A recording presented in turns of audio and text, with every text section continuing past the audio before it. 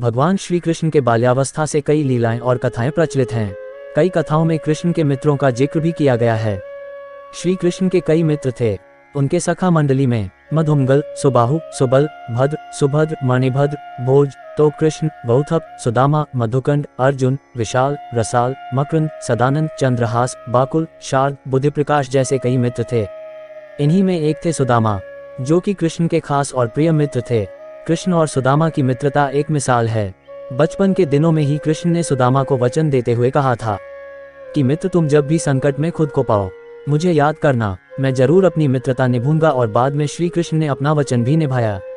मित्रता का रिश्ता दुनिया में सबसे खूबसूरत होता है, क्योंकि यह रंग, रूप, धन दौलत और भेदभाव से परे होता है। आज के समय में जब भी मित्रता की बात होती है तो सबसे पहले कृष्ण और सुदामा का ही नाम आता है।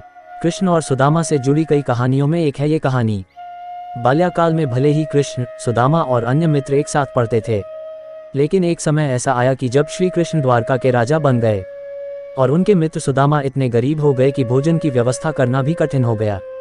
सुदामा अपने परिवार का लालन पालन करने में भी असमर्थ हो गए।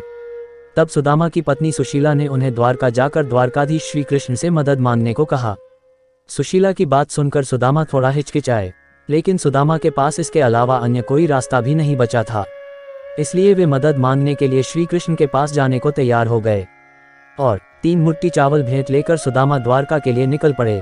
कहा जाता है कि राजा, गुरु, मित्र, बेटी और मंदिर, इन 5 जगहों पर व्यक्ति को कभी भी खाली हाथ नहीं जाना चाहिए।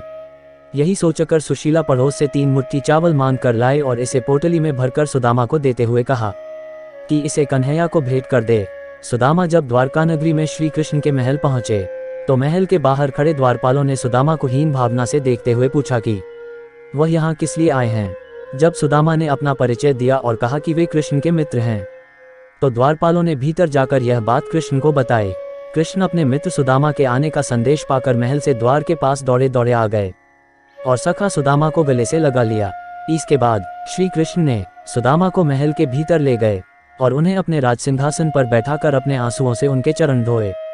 कृष्ण को देख उनकी पटरानियां और महल में मौजूद सभी लोग आश्चर्यचकित रह गए। सभी यह सोचने लगे कि द्वारकाधीश ये किस व्यक्ति के चरण धो रहे हैं। कृष्ण ने वहां मौजूद सभी लोगों को बताया कि ये उनके सखा सुदामा हैं। कृष्ण ने जब सुदामा से कहा कि वह उनके लिए क्या संदेश लेकर आए हैं, इतना सुनते ही सुदामा को लज्जा आ गई और उन्होंने अपनी पोटली छिपाकर कहा, कुछ भी नहीं। इतने में कृष्ण बोले, क्यों झूठ बोलते हो सखा, क्या आज भी बचपन की तरह तुम मेरे हिस्से के चावल खाना चाहते हो। ये कहते हुए कृष्ण ने खुद ही सुदामा से वो पोटली ले ली और चावल खाने लगे। जैसे ही कृष्ण ने 1 मुट्ठी चावल खाए तो इसके बदले उन्होंने सुदामा को 1 लोक की संपत्ति दे दी। इसके बाद कृष्ण ने दूसरी मुट्ठी चावल खाकर सुदामा को 2 लोक की संपत्ति दे दी।